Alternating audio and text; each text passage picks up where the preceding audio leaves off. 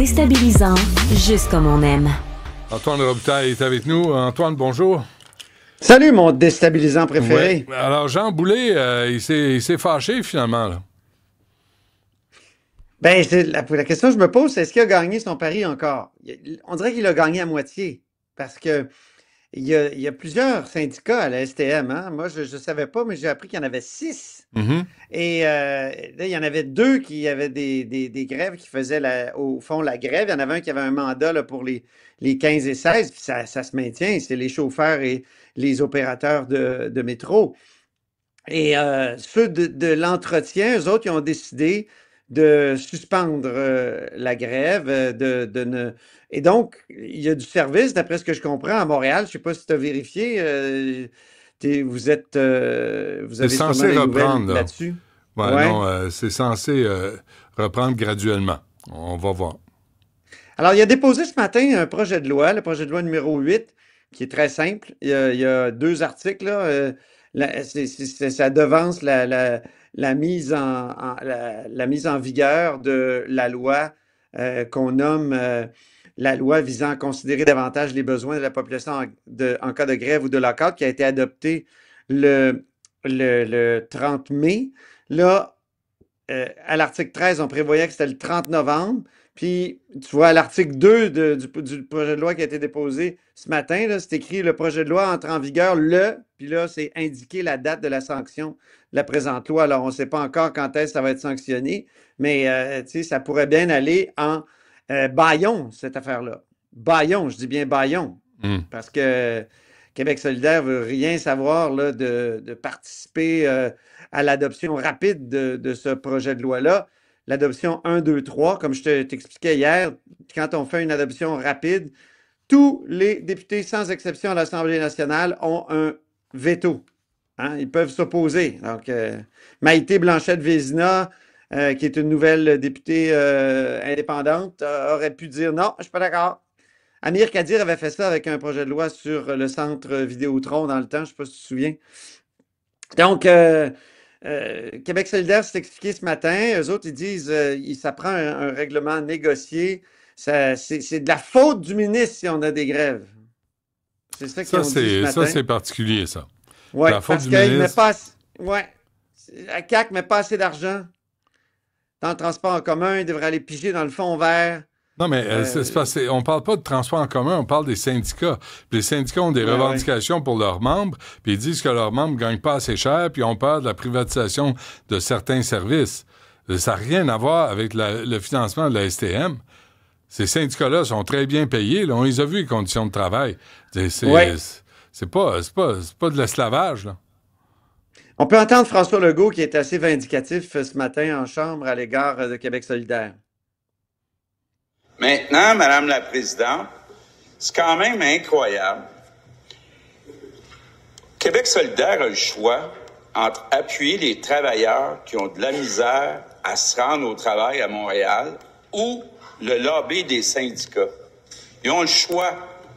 Puis savez-vous quel choix ils ont fait? Ils ont fait le choix des lobbies syndicaux plutôt que de s'occuper des travailleurs, en particulier les travailleurs les plus vulnérables, qui n'ont pas d'argent pour se payer le Uber à chaque jour. Donc, Québec solidaire défend les syndicats avant de défendre le pauvre monde. C'est le bout du bout.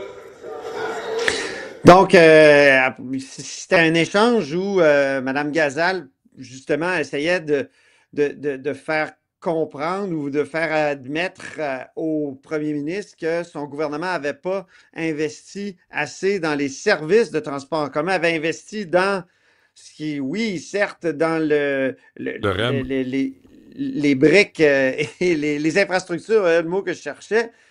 Puis, pardon? Ils ont investi dans le REM. Oui, c'est ça.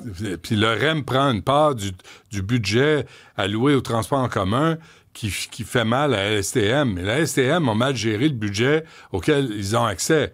Ils ont gaspillé des centaines de millions de dollars sur des affaires qui ne marchent pas. À chaque fois que Québec solidaire parle de transport en commun, les caquistes sortent toujours le même tableau, avec une croissance des dépenses en matière de transport en commun. Or, Québec solidaire trouve que c'est uniquement des dépenses en infrastructure, c'est pas des dépenses. Eh bien, la ligne bleue. En service, c'est la ça. ligne bleue, là, on prolonge la ligne bleue. C'est de l'infrastructure. Ouais, Ben oui, c'est de mais ça prend de l'infrastructure. l'infrastructure calvaire pour que les gens aillent travailler. C'est bien sans dessin. Qu'est-ce fond, ils qui nous se disent- passe à Québec solidaire, là? Écoute, ça me fait penser un peu aux médecins. Tu sais, il faudrait, pour que ça marche, le transport en commun, qu'on accède aux demandes du syndicat, en tout cas de l'entretien, qui demande quoi? 25 d'augmentation? Ben oui. Ben, c'est ça. Donc je trouve que ça ressemble. Ça ressemble. Moi, ce matin, c'est le rapport que j'essayais de faire entre les deux, entre les médecins puis les employés de la STM. Je trouve que c'est comme des aristocrates. Mais- C'est une caricature pour dire que, tu sais, ils sont tellement cramponnés à leurs privilèges, puis, tu sais, qu'à un moment donné, ils perdent le contact avec la réalité, là. Mm. Et on va écouter la réponse de Ruba Gazal à François Legault. Moi et à Québec solidaire, on se préoccupe des gens qui prennent le transport en commun depuis très longtemps. Je sais que le premier ministre, lui, ce qui se passe à Montréal, ça l'intéresse pas, sauf pour montrer des gants de boxe face aux syndicats. Là, je l'invite à me dire, est-ce qu'il accepte d'investir dans les services de transport en commun à la STM? La réponse du premier ministre. Donc, c'est ça. L'idée, ça serait d'aller piger dans le fond vert pour Mais on parle donner pas de plus d'argent ça. à la STM pour que la STM améliore les conditions des employés de la STM qui, semble-t-il, sont Ben, pas voyons pas donc. assez bons. Calvaire. Ils sont pas assez Ruba bonnes. Gazal là, devrait lire les journaux de temps en temps. Peut-être autre chose que la presse puis le devoir. Elle devrait peut-être lire les articles du Journal Montréal qui démontrent les conditions de travail des syndicats de la STM qui sont excellentes. Pas facile. Chauffeur autobus, pas un job facile, mais ils sont bien payés. Puis, tu sais, ils ont Oui. des congés, ils ont Tu sais, des quand il y avait journées eu de un congés.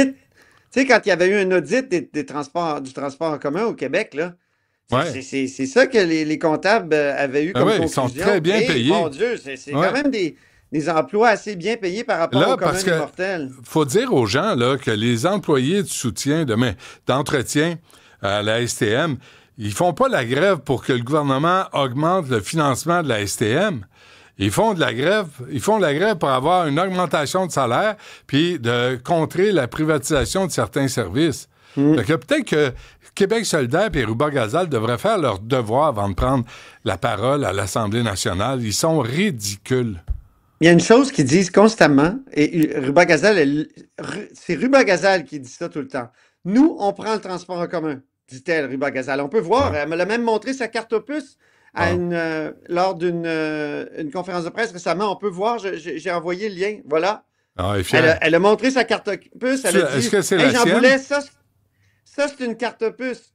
Puis elle disait, tu sais, un peu de façon un peu condescendante là, à Jean Boulet, tu sais, ça c'est une carte opus, Jean Boulet, au cas où vous ne sauriez pas ce que c'est. C'est un peu baveux. Et d'ailleurs, une petite parenthèse, Qu'est-ce que ça prouve? si un homme faisait ça à une politicienne femme, il se ferait Ouais. accuser de quoi, tu penses? Ouais. De mansplaining. De Alors, mansplaining. moi, je trouve des fois, là, tu sais, attention.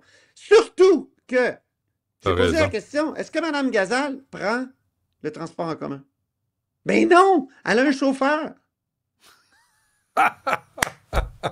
Ça m'a été confirmé, là. Ah Tu sais, oui. depuis qu'elle est chef, elle ne prend pas le transport en commun. Quel hypocrite. Hein? Fantastique. Elle l'a pris toute sa vie. Ça, je sais. On l'a tous Je pris, suis le transport en d'accord. commun. Moi aussi, je l'ai pris le métro, puis j'ai pris les autobus. Tu sais, on l'a tous pris, là. C'est pas un événement. Là- Voyons. La question que j'ai posée, c'est est-ce qu'elle aurait pu s'inspirer du président uruguayen? Tu sais, l'ancien Oh. président uruguayen dans les années 2014-2015, là, lui, là, il vivait dans une petite maison, il avait refusé le palais présidentiel, il se promenait en Beetle, en vieille Volkswagen. Puis, tu sais, il prenait le transport en commun, justement. Tu sais, je dis, mais tant qu'à y être, est-ce qu'il... Et la réponse qu'on a eue à Québec solidaire, ça a été de me dire, c'est intéressant.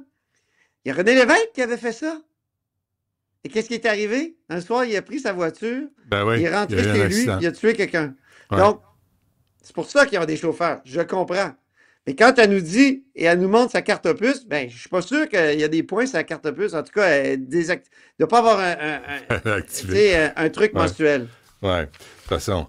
Mais c'est parce que pourquoi elle ramène ça à elle? Pourquoi elle ramène ça à son nombril? On s'en fout qu'elle prenne ou pas. Le principe, c'est les fonds publics, comment c'est géré, puis est-ce que les employés de la STM abusent des bonnes conditions de travail dont ils disposent? Est-ce que c'est assez? Est-ce que c'est assez? Ça change, elle, qu'elle ait sa carte opus? Il y a aussi, le statut privilégié des employés du secteur public. Quand eux font la grève, ils peuvent vraiment là, faire geler la société là, complètement. Ouais. Alors que, je pense que le syndicaliste, je te parle toujours de Zola et des mines. Là. Ouais. Mais c'est de travailler pour le bien commun. C'est pas travailler. Mais aussi, dans le secteur privé, je peux comprendre, souvent, on se bat contre vraiment des entrepreneurs qui sont sans foi ni loi, puis bon, qui ne pensent qu'à la productivité. Mais je trouve que dans le secteur public aujourd'hui, avec des politiciens qui sont élus, qui doivent tenir compte de bien des choses, est-ce qu'ils pourraient traiter des employés du secteur public de façon épouvantable? Là, comme... et surtout, Antoine, il faut ajouter à ça... Je veux juste finir. Je ne suis pas sûr que l'outil de la grève est encore celui dont on a absolument besoin. La grève va être suspendue, puis les négos vont continuer. Là. Mais il faut aussi évaluer la productivité. Parce que là, on signe des contrats, des conventions collectives. Moi, j'ai reçu un courriel, là, je parlais du garage Legendre. Moi, j'ai reçu un courriel, on me dit qu'on joue au hockey au garage Legendre. On joue au hockey. Je rappelle aux gens, ce qu'on m'a dit, c'est pas vérifié, on n'arrive pas à le vérifier.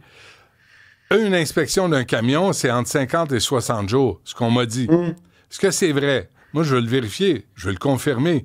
Mais si c'est vrai,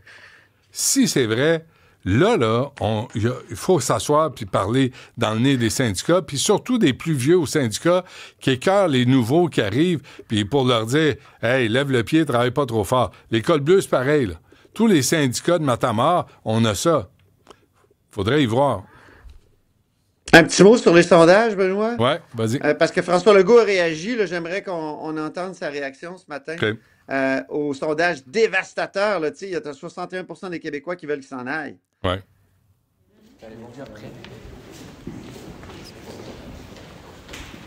M. Legault, taux d'insatisfaction très élevé. 61% des Québécois veulent que vous partiez. Ils ne vous appuient pas dans votre loi sur les médecins.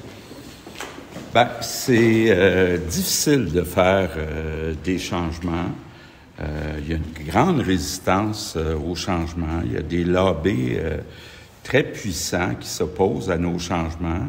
Mais moi, je fais ça pour le bien des Québécois. Mais les gens veulent que vous partiez. Donc, on voit que, il maintient sa ligne. Il dit qu'ils vont continuer. Et je me demande... les médecins, cette semaine, ça n'a pas tellement évolué, hein, Benoît? Le dossier fait 3 jours là, depuis leur je dois te dire, réunion Antoine, pour chanter Bella Ciao. Oui, juste à dire qu'on a invité Dr Amio et Dr Oliva pour qu'ils viennent pas pour débattre de la loi 102, qu'ils viennent nous proposer des solutions pour qu'1 500 000 Québécois aient accès à un médecin de famille, qu'on réduise la liste d'attente de 150 000 personnes qui attendent pour une chirurgie, les 6 200 personnes qui attendent depuis plus d'1 an pour une chirurgie. Quelle est leur responsabilité? Oui, c'est bon, ça. Venez proposer... Moi, chaque fois qu'il y a des points de presse des fédérations médicales, je pose la question.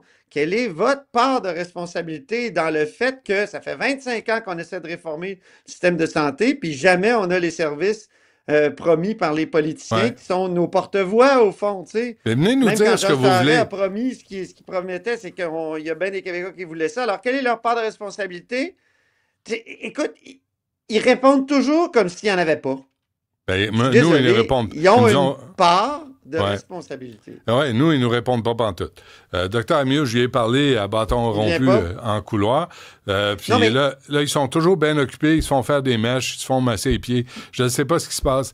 Mais, tu sais, venez nous dire ce dont vous avez besoin pour régler les problèmes qu'on connaît dans le système de santé. Puis on va vous l'accorder.